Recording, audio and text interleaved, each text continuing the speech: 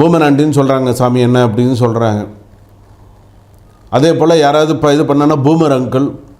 என்ன பண்ணுறது, அவங்க வயசு அந்த மாதிரி. நல்லது சொன்னால் கேட்கக்கூடிய வயசா? அதெல்லாம் கிடையாது. அதெல்லாம் அதுக்கு என்னென்னலாம் நமக்கு தெரியாது. சொல்கிறவங்களுக்கு அதாவது பூமர் ஆண்டி பூமர் அங்கிள்லாம் நான் இப்போ தான் அதெல்லாம் கேள்விப்படுறேன்.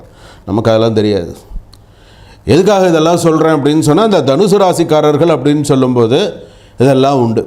குருவுடைய மந்திரங்கள், குரு கோவில் செல்வது, குருவை பார்க்கறது, நம்பிக்கையை விட்டு விடாதீர்கள்.